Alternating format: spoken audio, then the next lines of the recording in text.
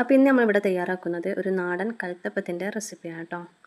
എല്ലാവരും പൊതുവേ കുക്കറിലാണ് ചെയ്യാറ്. അപ്പോൾ ഇന്ന് ഞാൻ ഇവിടെ തയ്യാറാക്കുന്നത് നോൺ സ്റ്റിക്കിൻ്റെ ഒരു കേക്ക് ബോട്ടിലാണ്. അപ്പോൾ അതിന് വേണ്ടിയിട്ട് 2 കപ്പ് പച്ചരിയും 3-4 മണിക്കൂർ സോക്ക് ചെയ്ത് വെച്ചതാണ് കേട്ടോ.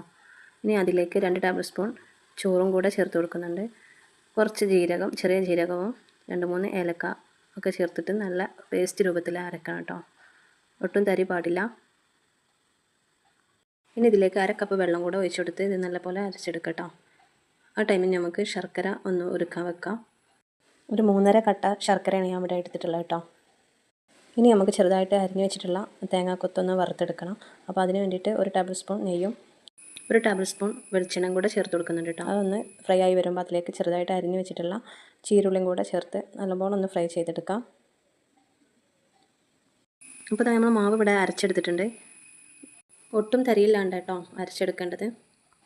ഇതിലേക്ക് 1/2 ടീസ്പൂൺ ഉപ്പ്, 1/4 ടീസ്പൂൺ ബേക്കിംഗ് സോഡയും കൂടി ചേർത്ത് കൊടുക്കുന്നുണ്ട് കേട്ടോ.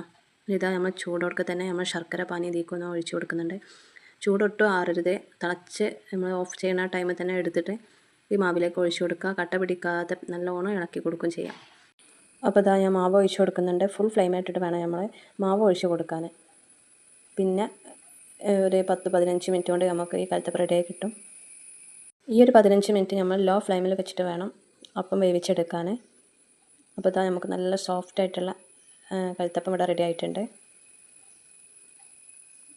അപ്പോൾ വീഡിയോ കാണുമ്പോൾ നിങ്ങൾക്ക് എൻ്റെ വീഡിയോ ഇഷ്ടപ്പെടാമെന്നുണ്ടെങ്കിൽ എനിക്കൊരു ലൈക്കും ഷെയറും കമൻറ്റൊക്കെ ചെയ്ത് തന്നെ സപ്പോർട്ട് ചെയ്യണേ. അപ്പോൾ ഓക്കെ ബൈ. എല്ലാവരും ഒന്ന് ട്രൈ ചെയ്ത് നോക്കണ്ട കേട്ടോ.